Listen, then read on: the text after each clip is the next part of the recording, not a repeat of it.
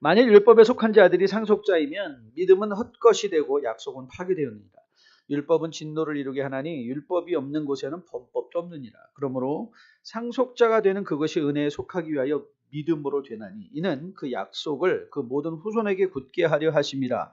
율법에 속한 자에게 뿐만 아니라 아브라함의 믿음에 속한 자에게도 그러하니 아브라함은 우리 모든 사람의 조상이라. 기록된 바 내가 너를 많은 민족의 조상으로 세웠다 하심 같으니 그가 믿은 바 하나님은 죽은 자를 살리시며 없는 것으로 부르시는 이시니라. 아브라함이 바랄 수 없는 중에 바라고 믿었으니 이는 내 후손이 이 같으리라 하신 말씀대로 많은 민족의 조상이 되게 하려 하심이라. 그가 100세나 되어 자기 몸이 죽은 것 같고 사라의 태가 죽은 것 같음을 알고도 믿음이 약하여지지 아니하고 믿음이 없어 하나님의 약속을 의심하지 않고 믿음으로 견고하여져서 하나님께 영광을 돌리며 약속으로 그것을 또한 능히 이루실 줄을 확신하였으니 그러므로 그것이 그에게 의로 여겨졌느니라. 그에게 의로 여겨졌다 기록된 것은 아브라함만 위한 것이 아니요 의로 여기심을 받은 우리도 위함이니 예수 우리 주를 죽은 자 가운데 살리신 이를 믿는 자니라. 예수는 우리가 범죄한 것 때문에 내줌이 되고 또한 우리를 의롭다 하시기 위하여 살아나셨느니라. 아멘. 한국말 중에 이 주제 파악을 하라는 말이 있죠. 참 얼마나 지혜로운 말인지 모르겠어요. 여러분 주제 파악을 못하는 부모, 주제 파악을 못하는 자녀, 이 주제 파악을 못하는 지도자, 이 주제 파악을 못하는 교회, 국가, 이건 사회의 세상의 비극이 아닐 수 없습니다. 하지만 단지 이 주제 파악을 하라라는 것은 단지 개인에게, 신분에게만 적용되는 말은 아닙니다. 공부에도 적용이 되겠죠. 공부를 효율적으로 잘한다는 것은 주제 파악을 잘하는 것입니다. 공부를 하면서 주제 파악을 하지 못하면 아무리 많은 시간을 공부했다 할지라도 그 시간들은 소비된 시간이요, 허비된 시간, just a wasted time, 낭비된 시간에 불과할 뿐입니다. 그런데 또 이 주제 파악을 하는 것은 공부에만 적용되는 것이 아니라 성경에도 적용됩니다. 성경을 가지고 공룡 이야기에 열을 올리는 사람들이 있습니다. 성경을 가지고 귀신 이야기에 열을 올리는 사람도 있습니다. 성경을 가지고 철학과 과학을 논하려는 사람도 있습니다. 하지만 성경은 공룡을 말하는 책이 아닙니다. 철학을 말하는 책도 아닙니다. 과학을 말하는 책도 아닙니다. 성경은 구원을 말하는 책입니다. 구원. 예수 그리스도를 통하여 어떻게 우리가 주 안에서 거듭난 백성으로 거듭나 세워지는가. 이 구원에 관한 말씀입니다. 그래서 이 성경의 주제를 바로 파악할 때야 비로소 성경이 유익하게 매일의 삶의 우리의 삶의 현실 속에서 우리로 하여금 하나님의 자녀로 자양분을 얻어 성숙하고 성장하게 하는 힘이 되는 것이죠.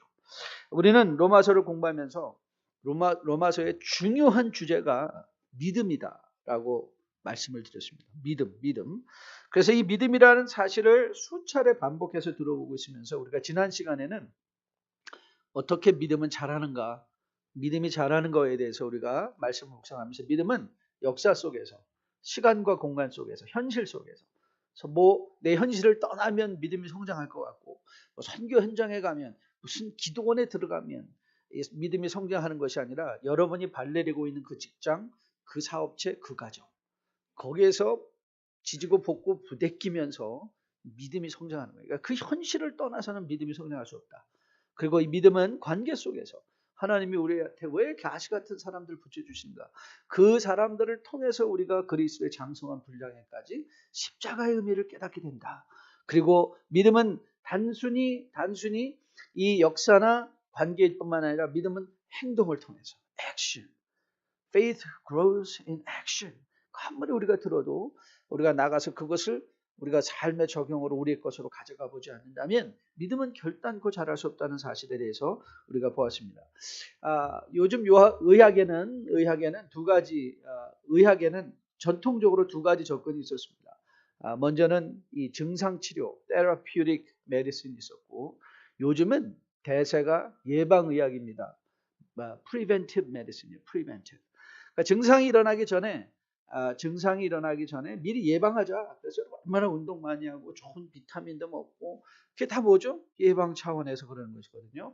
로마서는 이 바울의 서신서에도 증상 차원의 서신서가 있고, 그러니까 일어난 문제에 대한 해결책을 위해서 바울이 쓴 서신서들이 있습니다. 고린도 교회에 일어난 문제, 빌립보 교회에 일어난 문제, 데살로니가 교회에 일어난 문제들, 그 문제들을 다루어 주기 위해서 정상적인 차원에서 테라퓨틱한 에피소드가 있는가 하면 로마서는 바울이 한 번도 로마에 가본 적이 없고 로마 교회는 바울이 개척한 교회도 아니었음에도 불구하고 로마에 편지를 쓴 이유는 로마의 믿음의 로마 교회의 믿음이 성장하기 위해서. 그래서 이것이 굉장히 예방적인 차원, 프리벤티브하게 믿음의 구원의 예방적인 차원에서 접근한 것이기에 이 로마서는 계속해서 이 반복적으로 마치 여러분이 지속적으로 비타민을 한 달 먹었다고 몸이 갑자기 좋아지는 것이 아니라 비타민을 여러분이 지속적으로 먹을 때에 그것이 우리의 삶의 면역력을 높여주고 그것이 우리가 이 질병을 예방하는 것과도 같이 이 로마서를 여러분이 반복적으로 곱씹어 먹으면 먹을수록 들으면 들을수록 이것이 우리의 믿음 생활에 굉장한 예방 차원의 우리를 성숙케 하는 데 힘이 되고 세상의 유혹과 세상의 이 죄악의 질병으로부터 우리를 지켜주는 힘이 될 수 있다는 거예요. 이런 차원에서 저는 여러분이 우리가 깊이 다루고 있는 이 로마서의 말씀을 웹페이지를 통해서 여러분들이 계속해서 반복해서 들어보시고 다른 좋은 목사님들의 설교도 잘 들어보시고 다른 좋은 설교를 들을 때도 또 그것이 좋은 것이 아닌 것처럼 이렇게 분별력 있게 아무거나 막 듣지 마시고 여러분들이 이 로마서를 풍성하게 꼭 저의 해석뿐만 아니라 여러 다른 목사님들은 어떻게 해석하셨는가 이 정도를 지키는 많은 목사님들의 이 로마서를 여러분들이 계속해서 반복해서 들을 수 있다면 여러분들의 신앙생활의 예방 차원에서 매우 풍성하게 자라갈 수 있게 되기를 될 수 있을 것으로 저는 믿습니다. 그래서 오늘도 저는 계속해서 이 믿음에 관한 주제를 우리가 더 좀 잡고 들어가면서 본문에 깊이 들어가려고 합니다. 오늘 설교 제목은 16절 말씀에 등장한 믿음으로 되나니라는 말이에요. 믿음으로 된다. 오늘 바울은 아브라함을 믿음의 예로 들면서 아브라함이 은혜로 상속자가 되었는데 이는 그 자신만을 위한 것이 아니라 오고 오는 세대 속에서 은혜로 구원받는 하나님의 모든 백성의 구원의 시작점이다. 그래서 그 아브라함 안에 모든 구원의 백성들이 이미 그 안에 씨로 있다. 그것이 무엇으로 되었다? 믿음으로 되었다라는 것을 우리에게 교훈하고 있는 장면의 말씀입니다. 그래서 아브라함이 된 것은 하나님의 은혜로 말미암아 믿음으로 되었다는 거예요. 자, 그러면 우리가 이제 던질 질문이 이거예요. 그럼 도대체 믿음은 우리 안에 어떤 변화를 가져오기에 What changes does faith bring unto us? 도대체 믿음이 우리 안에 어떤 변화를 가져올까? 제가 어저께 실버대학에 오후에 분주하게 막 다니면서 제가 유클레레 클래스에 보조로 제가 섬기고 있습니다. 원하지도 않았는데 제가 가서 막 섬기고 있어요. 어르신들 기타 잡는 거 보조로 가서 저도 배우고 섬겨주고 있는데 막 왔다 갔다 그래서 그 오후 시간에 와 있는데 어떤 분이 저를 목사님 하고 저를 잡았어요. 저는 성당에 다니는데요 하면서 질문이 하나 있어요. 그렇게 말씀하시더라고요.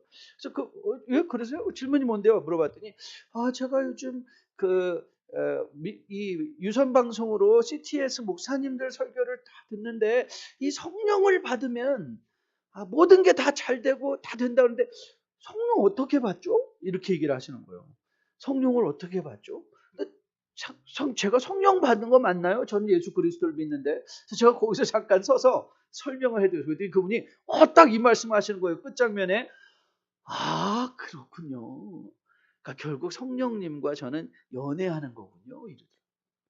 너무 연애를 해서 더 알아가고 성령을 더 내가 알아가기를 사모하면 성령이 나를 알고 나도 성령을 아는 거군요. 그래서 성령이 하시는 언어가 있어요. 성령이 하시는 언어. 성령은 마치 우리가 일본 사람과 잘 안 통하잖아요. 일본 말이 안 되니까. 그래서 우리도 성령님과 우리가 함께 공통적으로 사용하는 언어가 있어야 되는데 그게 성경이에요. 성경을 많이 묵상하고 많이 읽고 성경을 통해서 말씀의 은혜를 깨달으면 성령과 더 아주 가깝게 그분이 감사해요. 그러고 가시더라고요. 실버대관 한 학기가 그 한마디로 다 끝나는 것 같아요. 그 열매요. 그 열매. 그렇죠? 그런 호기심을 불러일으켰다는 게 그 열매인 것 같아요. 저는 그 말씀을 들으면서 오늘도 그 생각을 했던 거예요. 맞아.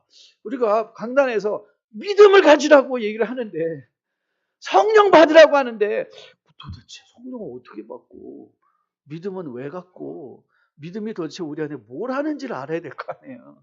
우리는 그 구체적인 그 믿음이 우리 안에 하는 일이 뭔가를 알면 그 믿음에 대한 기대감이 생기잖아요. 그렇죠? 믿음에 대한 기대감이 생길 뿐만 아니라 내가 이런 부분에서는 아직도 이걸 내가 더 여기를 더 내가 이게 더 부족하구나. 여러분 교육학적인 입장에서 교육에서 시험을 보는 이유가 어디예요? 시험을 보는 거는 우열을 가려서 이 사람이 이 경쟁 때문에 시험을 보는 게 아니에요. 교육의 아주 pure purpose of testing is to let students know what they lack. 이 시험은 학생들로 하여금 그들이 부족한 면이 무언가를 보게 해서 그걸 더 채울 수 있도록 하는 게 시험이에요. 경쟁이 아니라. 그래서 하나님이 우리에게서 매일의 시험을 하시거든요. 매일의 삶에 하나님께서 우리를 시험하시는데 그 시험은 우리를 떨어뜨리려고 하나 우리를 붙이거나 이런 차원이 아니라 내가 아직도 믿음에 있어서 이런 면이 부족하구나. 내가 이런 면에 더 신경을 써야 되겠네. 알게 하시려고. 그래서 뭐 하시려고요? 믿음이 성숙하고 성장하게 하시려고. 그래서 저는 오늘 설교 말씀을 통해서 저는 여러분이 적어도 이 믿음이 내 안에서 하는 일이 무엇인가를 알고 가게 되기를 주님의 이름으로 축복드립니다. 근데 간단해요. 제가 정답을 미리 드리고 시작하려고 해요. 믿음이 우리에서 하는 일이 뭐냐? 믿음이 하는 일은요. 자, 이 히브리서 기자가 이 모세의 믿음을 믿음의 영웅장 히브리서 11장에서 설명하면서 이렇게 설명해서 잘 들어보세요. 히브리서 11장 24절인데요. 믿음으로 모세는 장성하여 바로의 공주의 아들이라 칭함을 받기를 거절하고 도리어 하나님의 백성과 함께 고난받기를 잠시 죄악의 낙을 누리는 것보다 더 좋아하고 그리스도를 위하여 받는 수모를 애굽의 모든 보화보다 더 큰 재물로 여겼으니 이제 앞에 나온 이 모든 말들은요. 바로의 공주 아니면 고난받기를 더 즐거워하고 또 그리스도를 위해 수모 받는 것을 애굽의 모든 보화보다 더 좋아했다는 것은 왜 그렇게 모세가 됐는가? 이제 마지막 구절에 이렇게 설명합니다. 이는 앞에 그렇게 한 이유는 상주심을 바라봄이라. 바라봄. 그래서 믿음은 시선이에요. 너무 허무해요. 복잡한 질문을 던지고 간단한 대답을 하니까 믿음은 시선이에요. 따라 보실래요? 믿음은 시선이다. 히브리서 기자가 모세를 모세되게 한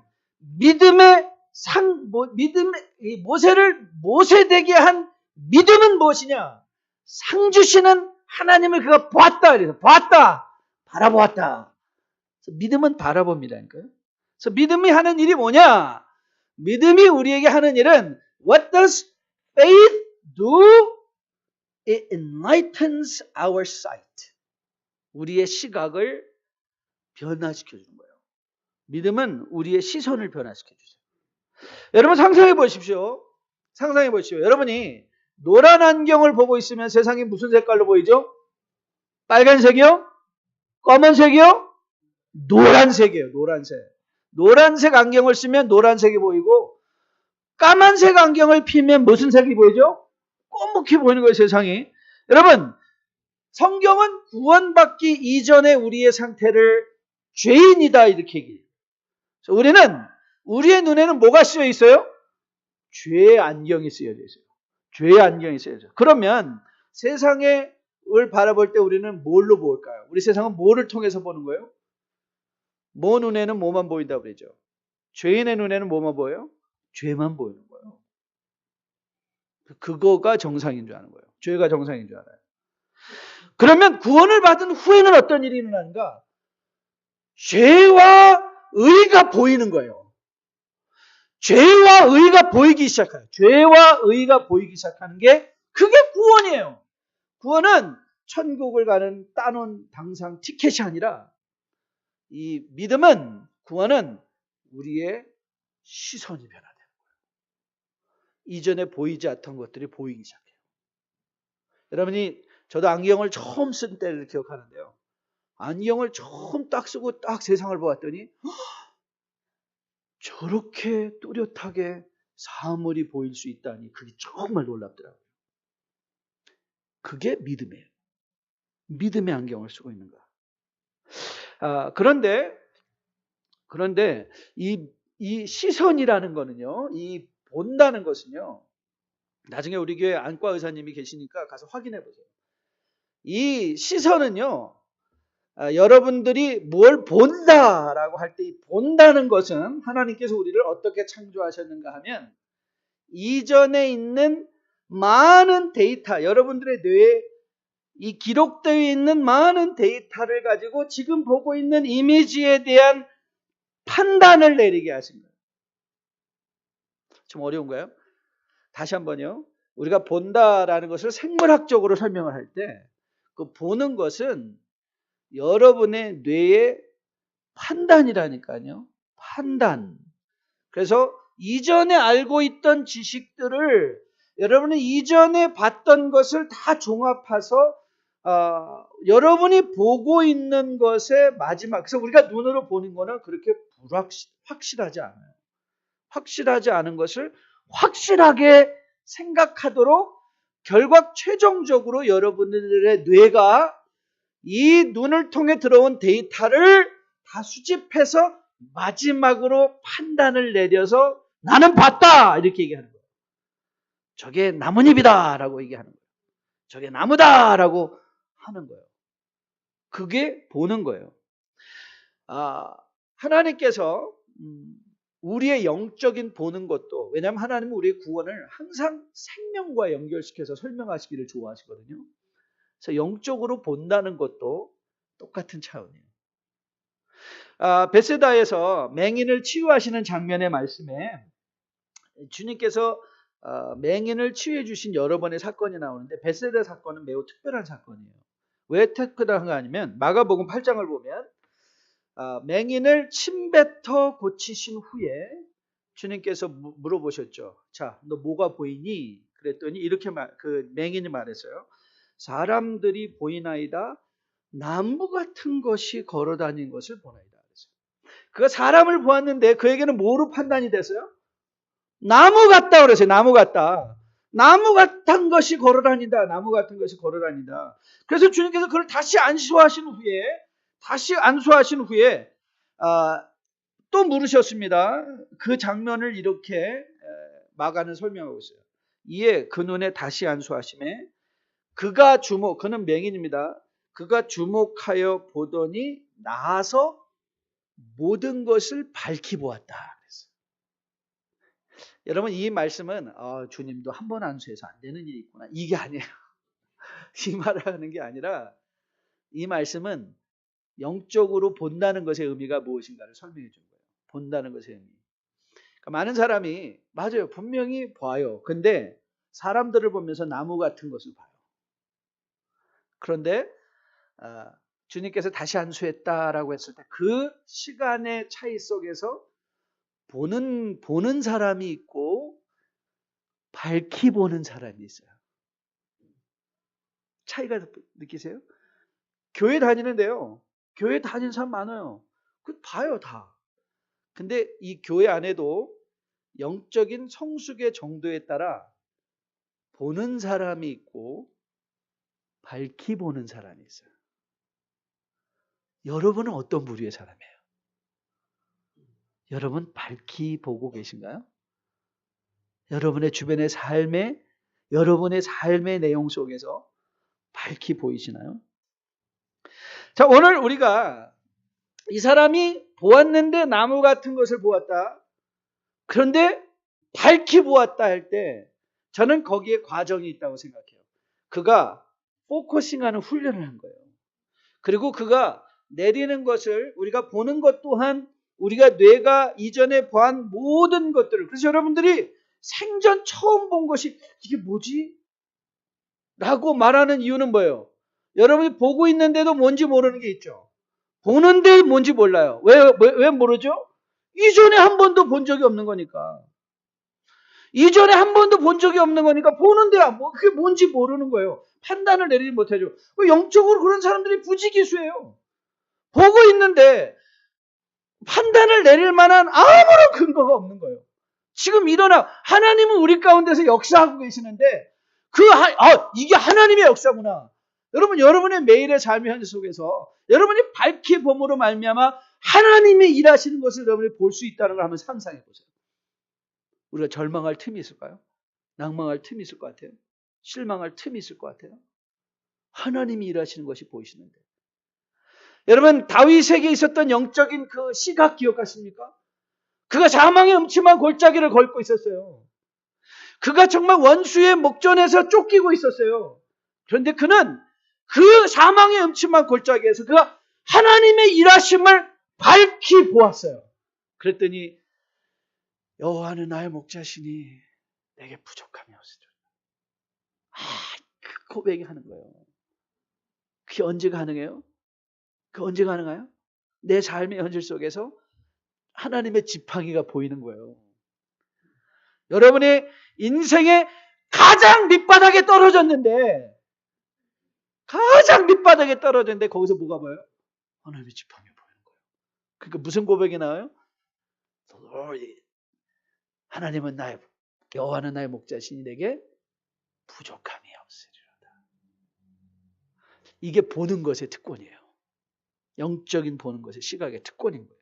그래서 오늘 저는 여러분과 How do we focus our lives?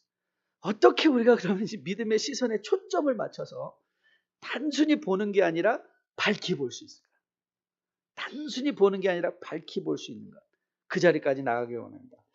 자, 시작해 볼까요? 제가 제일 싫어하는 한국말 중에 한 가지가 있어요. 그게 뭐냐면 이 사촌이 사면 땅을 사면 배가 아프다는 거예요. 전 이 말 너무 싫어요. 왜 사촌이 땅을 사면 배가 아파야 할까? 간단하죠. 내가 사야 할 땅, 내가 가져야 될 땅을 남이 가졌다는 말이 드는 거예요. 마음이 들기 때문에 그렇죠. 내가 저거 가져. 내가 저 일 해야 되는데. 내가 저 자리에 있어야 되는데. 내가 저거 먹고 있어야 되는데.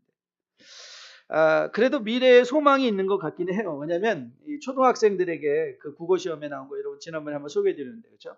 걔네들한테 물어봤다잖아요. 사촌이 땅을 사면 그 뒷말 이어가기. 사촌이 땅을 사면 그랬더니 이제 얘네들은 뭐 배가 아프다 이런 말을 모르는 애들이니까 그랬더니 놀러 가본다. 사촌이 땅을 사면 놀러 가본다. 또 어떤 애는 사촌이 땅을 사면 축하해 준다. 뭐 이런 걸 했대요. 얘네들이 아직 때가 안 묻어서 이런가? 얘네들이 우리의 미래인가? 이게 좀 망감이 교차하는 그런 기사였었어요. 여러분, 이 땅이 사촌이 땅을 사면 배가 아픈 이런 시선에는 두 가지 시각이 있습니다. 두 가지 죄악된 시각인데 첫째는 열등감이에요. 열등감의 시각 때문에 사촌이 땅을 사면 배가 아파요. 그리고 또 하나는 뭐냐면 이기심이에요. 이고티즘. 그런데 이 열등감과 이 열등의식과 열등의 시선과 이 이기적인 시선에는 공통점이 있어요. 그 공통점이 뭐냐면 자기중심적인 거예요. 그러니까 기준이 다 자기예요. 내가 가져야 되는데, 내가 하고 있어야 되는데, 내가 되었어야 되는데. 저는 저 자신을 포함해서 저는 예수 믿고 참 아직도 계속 치유받고 있는 부분이 열등감 부분인 것 같아요. 그런데 제가 보면 보편적으로 한국 또 이민 사회에 있는 많은 분들이 열등감으로 좀 많이 뭉쳐 있는 것 같아요. 그래서 한국 사람들은 남의 비참한 일에는 잘 뭉쳐요. 남이 비참하게 되면 이 이웃돕기, 재난, 홍수와 홍금 그게 어떻게 쓰는지도 신경도 안 써요. 참 한국 사람은 순수해요. 성금 하면 엄청나게 성금합니다. 아무도 그 다음에는 신경도 안 써요. 그 돈이 어떻게 쓰였는지도 몰라요. 그러나 그냥 막 남이 나쁜 일 됐다면 막 같이 내요. IMF를 가장 빨리 헤쳐나온 국가 중에 하나가 한국인데요. 막 금까지 자기 장롱 속에 숨겨놓은 금까지 막 다 갖다 내서 국가를 살린 그런 분들 아닙니까? 그런데 이 나쁜 일에 대해서는 잘 뭉치는데 한국 사람이 뭉치지 못하는 게 있어요. 그 뭐죠? 남의 성공을 못 견뎌요. 남의 성공을 못 견뎌요. 여러분 혹시 명품 옷 입고 온 우리 친구들 혹은 성도들 보면 이런 분들 있죠. 나는 거짓말 못한다고. 뚱뚱해 보여. 그것도 뭐 약간 촌스러워 보이는데? 아니면 바가지 써서. 바가지 써. 뭐 꼭 가격 물어보고. 그거 어디서 더 세일하던데 뭐. 꼭 그런 말 하는 사람 있어요. 근데 또 그래요. 또 자기는 뭐 정직하다나. 자기는 정직하다. 그래요. 그런데 여러분 그런 보면요. 항상 잘 어울린다고 날씬해 보인다. 그리고 무조건 칭찬하셔야 돼요. 왜냐하면 여러분 부정적인 코멘트를 날리는 사람들의 심리는요. 상대방을 위한 거 아니에요. 상대방의 마음을 기분 나쁘게 해서 자기가 좋자고 하는 거예요. 자기 마음 도닥거리는 거예요. 그러니까 결국 그건 열등의 시선이에요. 열등의 시선. 자, 오늘 본문을 보십시오. 16절 말씀인데요. 16절. 그러므로 상속자가 되는 그것이 은혜에 속하기 위하여 믿음으로 되나니 이는 그 약속을 그 모든 뭐에게 줬다? 후손에게 굳게 하려 하십니다. 율법에 속한 자에게뿐만 아니라 아브라함의 믿음에 속한 자에게도 그러하니 아브라함은 우리 모든 사람의 조상이라. 성경은 나 하나 구원받는 것이 아니라 나를 통하여 세상이 변화된다. 성경은 아브라함 하나 구원하는 것이 그 성경의 구원의 목표가 아니라 아브라함을 통하여 온 후손으로 약속의 후손을 삼게 하려 하신다. 여러분 그래서 이 믿음이 우리에게 가져오는 시선의 포커스, 믿음의 초점을 맞추는 사람, 그래서 세상을 밝히 보는 사람의 첫 번째 특징이 뭐냐? 나로부터 우리로 시선이 변화돼요. 이게 첫 번째예요. 나로부터. 그러니까 믿기 전에는 다 뭐만 보여요? 나를 통해서를 봐요. 나를 통해서만 모든 걸 봐요. 그런데 믿음이 오면 우리를 통해서 봐요. 우리를 통해서 보는 거. 그게 믿음이에요. 그러니까 나를 통해서 보는가? 우리를 통해서 보는가? 여러분, 성공적인 결혼이 언제 가능한가? 여러분, 부부가 하나가 된다는 건 나 중심에서 우리 중심 쪽으로 사고가 돼요. 우리 중심.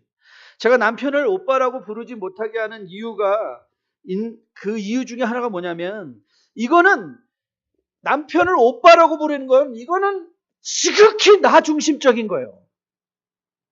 나 중심. 그러니까 아내가 나 중심적으로 당신은 오빠고 나는 동생이니까 내가 원하는 걸 해줘야 된다는 거예요.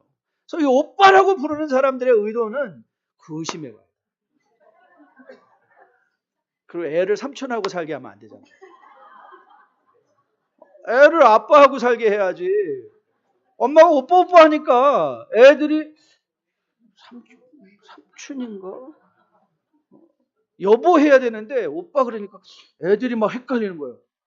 삼촌 혹시 제 삼촌 아니세요? 이렇게 철들어서 혹시 삼촌 아니세요? 이렇게 물어볼 수. 여러분 그 사고방식은요.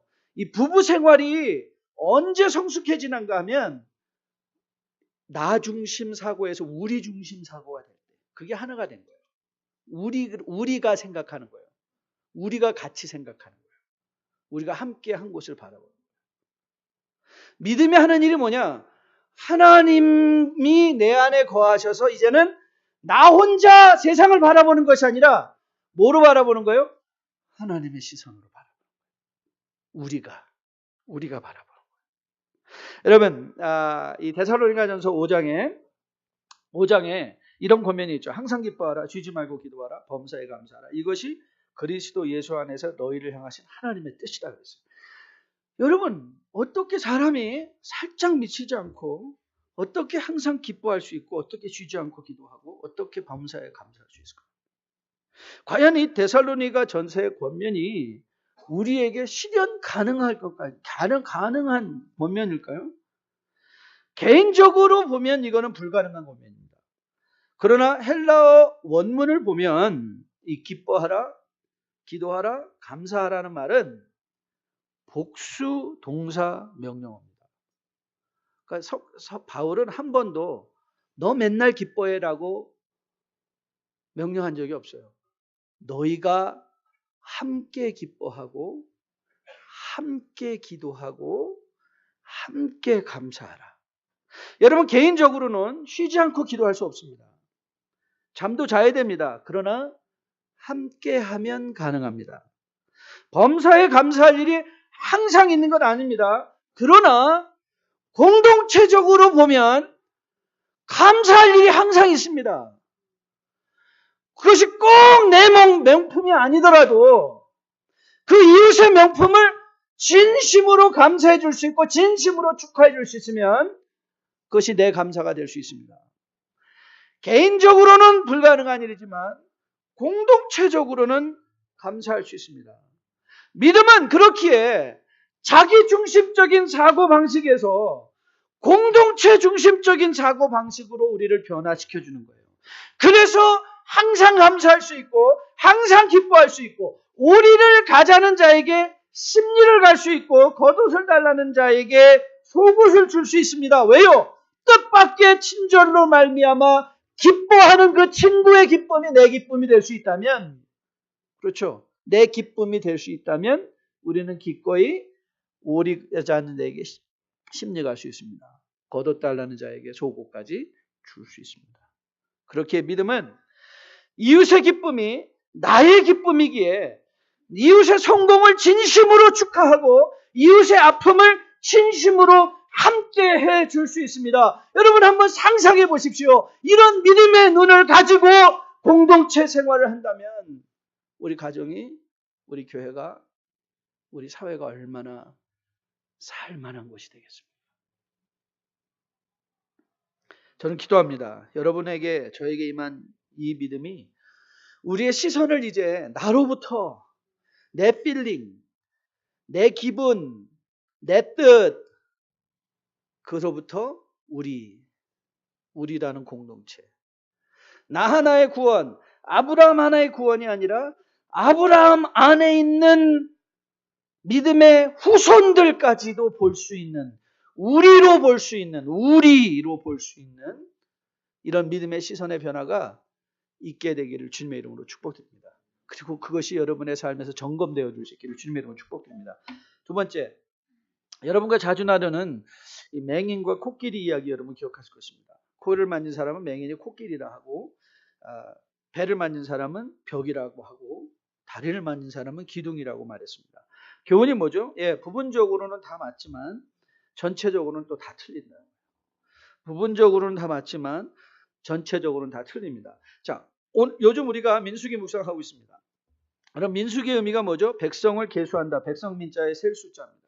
그럼 왜 하나님은 이스라엘 백성을 계수하게 하셨는가? 하나님이 이스라엘 백성의 숫자를 모르셔서 그러셨을까요? 아니에요. 하나님은 이스라엘 숫자를 우리의 머리털까지 세신 바 되신 하나님이신데 하나님은 이스라엘 백성의 숫자를 누구보다도 가장 정확하게 알고 계셨을 거예요. 그러나 하나님께서 이스라엘의 백성을 계수하게 하신 것은 하나님을 위함이 아니라 이스라엘을 위함인 거죠. 이스라엘을 위함. 이스라엘에게 확인시켜 준 거죠. 민족에게 확인시켜 주죠. 어떻게 아브라함이라는 한 사람이 지금 장정들만, 남자들만 합쳐보니 150만에서 200만이 되었다. Can you believe this? 하고 물어보시는 거예요. 너 이거 볼 수 있느냐? 아브라함의 한 씨앗에서 이렇듯 많은 후손들이, 자 17절 말씀이죠. 17절 말씀 볼까요? 기록된 바 내가 너를 많은 민족의 조상으로 세워놨다 하신 것 같으니 그가 믿은 바 하나님의 죽은 자를 살리시며 없는 것을 있는 것으로 부르시는 하나님. 없는 것을. 그래서 민수기의 목적이 뭐예요? 하나님의 그 구원을 너희가 애굽에서 노예됐다는 그 편협한 그걸 보지 말고 아브라함을 통하여 이루어가신 하나님의 구속에 뭘 보라? 큰 그림을 보라는 거예요. 믿음이 하는 일 두 번째, 조그만 그림에서 큰 그림을 보게 하는 거예요. From small picture to big picture. 믿음은 우리로 하여금 세미하게 보기도 하지만 크게도 보게 하는 거. 크게도 보게 하는 거. 인생을 전체적인 큰 그림. 여러분 우리 인간지사 세운지만 아시죠? 굳이 설명하지 않아도 인간지사 그러니까 일어나고 있는 일에 지금 실패했다고 너무 비극적으로 지금 배신당했다 너무 비극적으로 생각하지 말고 아유 살다 보면 배신도 당하고 좋을 때도 있고 그런 거 아니에요? 여러분 그렇지 않아요? 지난번에 어제 동지들이 지금 적된 사람들 많이 있죠. 그렇죠? 요즘 뭐 교회에서 얼굴 쌩쌩 돌리는 분들 한번 상상해 보세요. 안 그런 척 하지 마시고 그냥 보면 지나가는 사람 있잖아요. 그냥 눈 씩 돌리고 근데 그 사람 3년 전에는 친했잖아요. 그래도 3년 전에 그것도 죽고 못 산다고 막 이 세상에 이런 사람 없다고 막 그런 사람들이 지금 뭐예요? 지금 또 뭐 배신 때려가지고 얼굴도 안 보는 사람 많이 있잖아요. 그러니까 큰 인생을 그림으로 보면 오늘 배신 때리면 아유 3년 있으면 나아지겠지 뭐. 그게 믿음이에요. 그게 믿음. 그게 믿음이에요. 믿음 별거 아니에요. 내가 지금 실패했는데 그럼 실패도 한번 누려보지 뭐. 인생을 큰 그림으로 보면 오늘 여러분 이 자살하는 사람 대부분은요 지금 아무런 소망이 없다고 생각해요. 왠지 아세요? 그 시각이 여기만 딱 꽂혀 있기 때문에 그래요. 현미경적 시각으로. 현미경적 시각. 근데 믿음은 우리를 다각적으로 보게 해요. 다각적으로. 큰 그림을 본다는 건 다각적으로 보는 거예요. 여러분 하나님의 응답은 세 가지가 있다고 그러죠. 하나님의 응답. Yes. No. 아니야. 분명히 우리는 하나님께서 분명하게 거절하신 거 알고 있습니다. 고린도전서 12장에 바울이 나 고쳐달라고 했을 때 안 고쳐주셨어요. No. 그리고 하나님께서 분명히 말씀하신 것도 있죠. 아브라함에게 하셨던 거예요. Not yet. 야, 이 아브라함이 이거 언제 나 지금 90세인데 자식도 없는데 이거 언제 뭐 별빛 같은. 근데 하나님은 아브라함에 뭐라 말씀하셨어요? Not yet. 근데 우리는 항상 뭐예요? 이 편협한 시각을 가진 사람들은 항상 하나님의 answer가 뭐예요? Yes예요. Yes. Yes가 아니면 아무것도 응답이 아닌 거로 생각을 해요. 아니요. 하나님의 answer는 no예요. No. 근데 사람들이 그걸 안 들으려고 해요. 너 돈 많이 못 벌어도 괜찮아. No. 그런데 그걸 안 들어요. 왜요? 믿음이 하는 일을 몰라서 그래요. 믿음은요, 우리의 시선을 다각적으로, 그래서 편협한 시각에서 광범위하게 우리로 하여금 우리 인생을 보게 하는 거예요. 이게 내가 없는 게 이게 좋은 거구나. 하나님이 걷어가신 게 이게 좋은 거구나. 하나님의 노하심이 이게 베스트 앤서구나. 하나님의 노하시면 그거 하나님 될 때까지 내가 이제부터 40일 동안 금식 들어갑니다. 알아서 하세요. 이게 아니라 하나님 아니다 그러면 아닌 거죠. 그럼 그거를 억셉트하는 게 뭐예요? 인생의 큰 그림 속에서 하나님의 뜻을 발견하는 거. 그게 믿음이에요. 여러분과 저에게 이 편협한 시각에서 다각적으로 광범위하게 이 단면적 시각에서 다면적으로 그리고 이 조그만 그림에서 인생을 조그맣게 보는 그 조그만 그림에서 큰 그림으로 볼 수 있는 여러분과 저 그런 믿음의 훈련을 그래서 여러분들이 이제 이렇게 마지막 교훈을 이제 들어가려고 하는데요. 마지막 교훈을 들어가려고 하는데 여러분 인간이 눈이 나빠진다, 시력이 나빠진다는 것의 의미 여러분 알고 계시죠? 그렇죠? 시력의 의미 말씀드렸잖아요. 시력이 나빠진다는 건 이게 사실은 앞이 안 보인다는 게 시력이 나쁜 게 아니라 시력은 항상 이렇게 나빠진다고 그랬죠. peripheral vision. 이게 보여야 된다고 그랬어요. 그렇죠? 항상 여러분 점검해. 내 시력이 좋을까? 이게 보이면 아무리 안 좋은 안경을 쓰고도 이제 안경을 쓰면 이게 다 보이거든요. 그런데 이게 자꾸 안 보이는 거예요. 그래서 이게 자꾸 이렇게 돼요. 이렇게 돼서 나중에는 그래서 이 시력을 잃기 전에 대부분의 사람들은 터널 비전을 가요. 터널 비전. 그래서 세상을 대롱을 보듯이 이렇게 봅니다. 대롱. 그러니까 세상을 대롱을 통해서 본다고 생각해요. 그 보이는 게 그 대롱밖에 안 보이는 거예요. 여러분 한번 생각해 보세요. 여러분들이 세상을 보는데, 여러분의 인생을 보는데, 여러분의 자녀를 보는데, 여러분의 남편을 보는데 그냥 이 시각으로 이거만 보는 거예요. 항상. 맨날 똑같은 것 같고, 아이고 우리 남편은 돈도 못 벌고 뭐도 못하고 맨날 대롱으로 보고, 그걸 보니까 이 남편이 풍성하게 될 수 있는데 이 말로 다 복을 놓쳐버려요. 복을 다 끊어버려요. 복을. 그런 집안들 전 너무 많이 봤어요. 이거 정말 믿거나 말거나 한 건데, 어떤 분이 제가 지난 주간에 설교를 했는데 이거 맞는 말이다 그랬대요. 그러니까 이 어떤 사람이 꿈을 꿨는데, 천국을 갔는데 천국을 막 투어를 시켜주는데 어떤 사람이 보여주더래요. 그 천사가 저 천국을 구경, 대부분 그렇잖아요. 그랬죠. 천국 보면 다 천사가 투어 가이드 해주면서 다 가잖아요. 그래서 어느 방에 갈 때 막 선물이 언랩된 기프트들이 그 방에 꽉 차 있대요. 꽉 차 있어요. 천사한테 저거는 왜 이렇게 언랩된 기프트들이 저기 많이 있냐고 그랬더니, 천사가 이렇게 말해요. 그건 하나님이 원래 당신한테 주려고 했던 건데 당신이 말로 다 잘라버린 선물들이에요. 그래도요. 하늘에 하나님이 주시려고 했는데 이게 말로 다 잘라버린 거예요. 자기가 다 말로 잘라버린 거예요. 아이고 인간은 안 돼. 하나님이 주려고 했는데 제가 안 된다니까 제 뜻의 의견을 존중해 줘야지.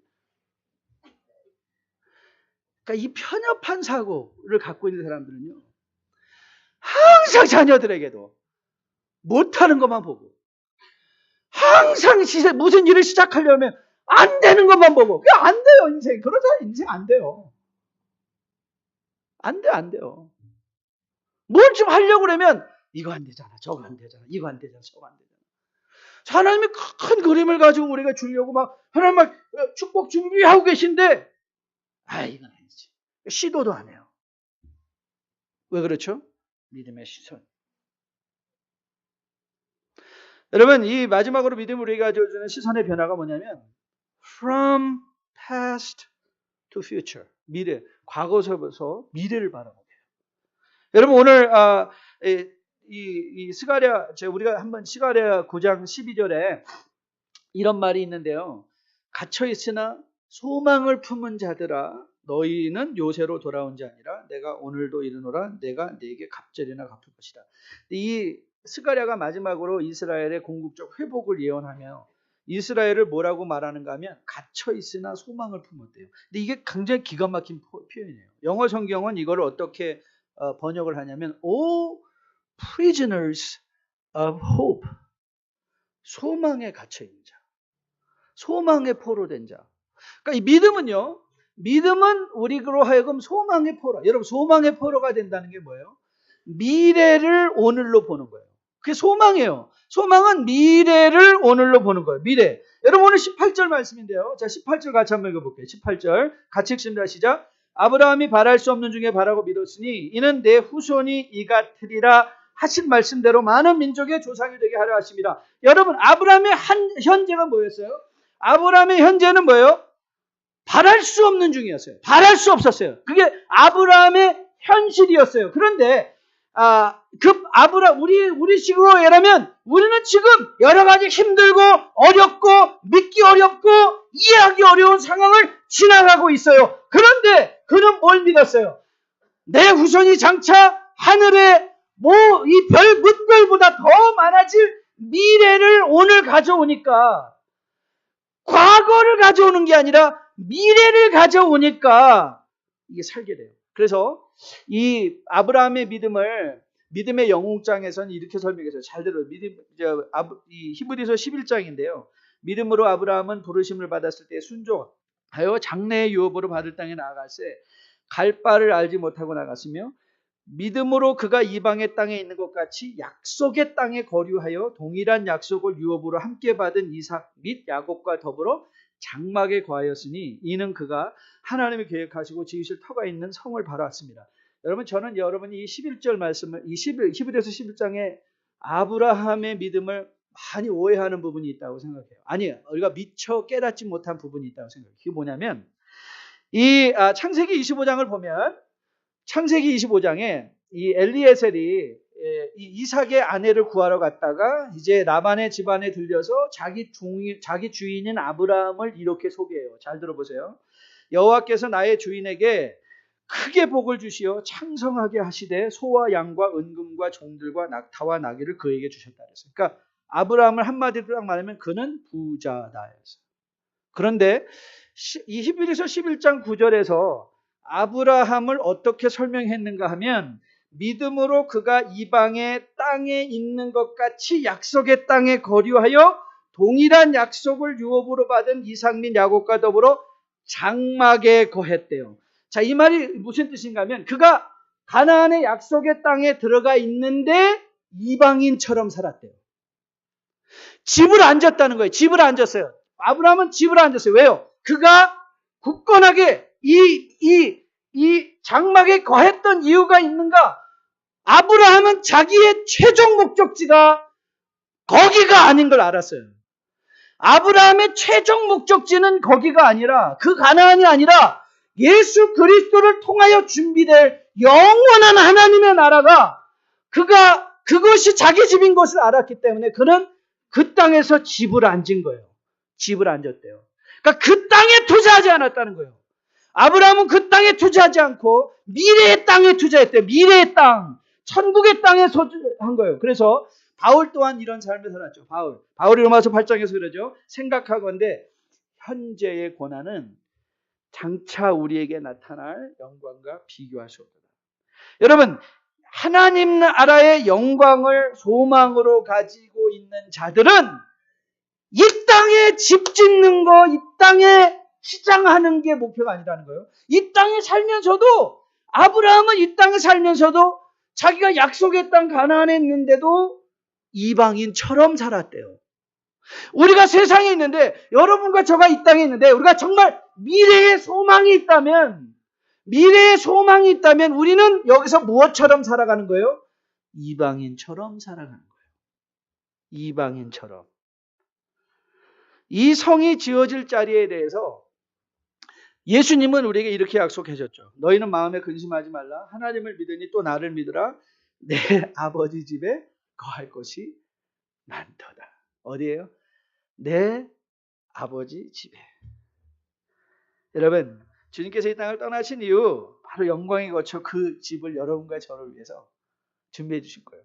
그러니까 여러분, 작은 집에 사시는 분들, 저를 포함해서 너무 억울하게 생각하지 마세요. 큰 집 사신 분들 축하해 주세요. 축하해 주시고. 그런데 여러분, 그거 하나는 확실하게 알고 계세요. 하나님이 우리에게 준비해 주신 영원한 집이 있어요. 영원한 집. 그러니까 우리는 그 집 향하여 가는 이방인들이에요. 잠시 머물다 가는 자. 여러분, 믿음은 우리로 하여금 부자로 살게 하는 게 아니에요. 부자는 누가 부자가 된다 그랬죠? 믿는 사람이 아니면 믿지 않는 사람이? 사람 나름 하죠. 여러분, 믿음은 우리를 건강하게 하는 것도 아니에요. 건강은 누가 건강해요? 오늘 예배 안 오고 들에 나가서 막 뛰고 역기 들고 한 사람들이 더 건강할 수 있어요. 근데 건강도 또 돌이켜보면 평생 나는 뭐 술 한 모금, 담배 한 모금 한 번도 한 적이 없는데 폐암 걸린 분들 저는 많이 봤어요. 지금 신문 보니까 그런 분들이 많더라고요. 그러니까 그것도 뭐예요? 사람 나름이에요. 뭐 인명은 제천이라고 하잖아요. 하나님이 주시는 만큼 사는 거죠. 그렇죠? 그러면 사람 나름이에요. 그럼 믿음이 건강도 아니고 물질도 아니란 뭐예요? 믿음은 시선이에요. 여러분의 시선을 변화시키는 거예요. 제가 예수 믿기 전에는 별로 의미가 없었는데 예수 믿고 나서 제 마음에 새롭게 맨날 그때만 생각하면 저에게 경고가 되고 웃음이 나고, 그리고 또 그때만 생각하면 그 일을 생각하면 제가 다시 한번 제 마음을 다잡는 그런 사건이 하나 있어요. 여러분들에게 한번 소개해드리는 적이 있는데, 제가 어느 날 아침 막 청소를 이제 일 가서 청소 막 하고 있는데 갑자기 함께 일하던 그때 이제 나이 드신 아저씨인데 사장 막 저를 찾는 거예요. 제 플로어에 가지고 샀어. 뭐요? 그랬더니 내려봐. 그래서 이제 내려가서 봤더니 그때 이제 벌써 수십 년 전이죠. 링컨 컨티넨탈을 사신 거예요. 그 아저씨의 평소의 꿈이 그거거든요. 사장, 나는 좀만 더 있으면 링컨 컨티넨탈 끌고 다닌다. 그래서 저는 그때 아직도 그게 너무 생생하게 기억이 나요. 아저씨가 막 들어가서 이거 자동 뭐 내리고 뭐 누워도 보고 막 보고 하면서 제일 압권이 뭐냐면 트렁크를 딱 열면서 그 있잖아요. 뒤에 동그랗게 돼가지고 컨티넨탈 써있던 거 잘 기억나세요? 트렁크를 딱 여시면서 사죠. 트렁크가 커서 쓰레기통이 들어가. 그리고 여러분 그 웃으시는 분 무슨 얘기인지 아세요? 이때 청소하시는 분 중에 자기 장비를 갖고 다니시는 분들이 있어요. 그러니까 55갤론짜리 쓰레기통이 그 뭐 베큐um 다 들어가는데 그분이 그러는 거예요. 차가 커서 50갤론 쓰레기통이 들어가. 딱. 저는 그때는 너무 와, 이야, 아저씨 쓰레기통도 들어가요?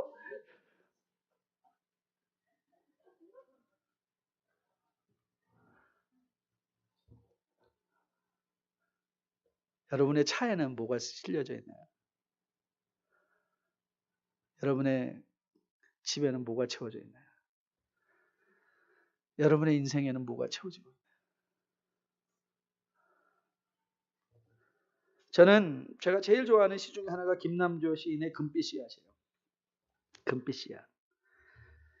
내야 흙이 온데 밀라비드 돌켜시고 한평생 돌이 온 걸 오개문양 그으시니 난생 처음 이런 좋아 보겠네.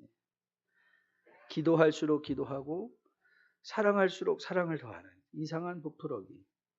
내 힘은 결코 아님 참 신기한 부풀어기. 주신 것 잎새 꽃 때 이르러 열매이더니 오늘은 땅볕에 달궈낸 금빛이야. 그게 여러분과 저예요. 금빛이야. 그게 땅에 떨어져서 열매를 맺으면 우리는 이제 믿음의 열매를 맺는 거예요. 세상의 열매가. 우리의 차에는 거기에 믿음의 일들이 채워지는 거예요. 우리 인생에는 우리가 쓰레기통 싣고 다니는 걸로 만족하는 게 아니라 거기에 이제는 믿음의 일이 채워지는 걸 만족하는 거예요. 전 여러분과 저 안에 이 시선의 변화가 있기를 주님의 이름으로 축복드립니다. 나로부터 우리 단면에서 스몰 픽처에서 빅 픽처로 과거에서 미래의 소망으로 이 시선의 변화를 가지고 한 주간 하나님이 하시기 원하시는 복된 일들을 이루어내며 살아낼 수 있는 여러분과 저. 그래서 믿음이 한결 더 다음 주에 올 때 성장해서 우리의 시각이 그전에는 보았는데 이제는 밝히 볼 줄 아는 이런 사람들을 거듭나 세워줄 수 있기를 주님의 이름으로 축복드립니다. 주 약속 안에서 내 영혼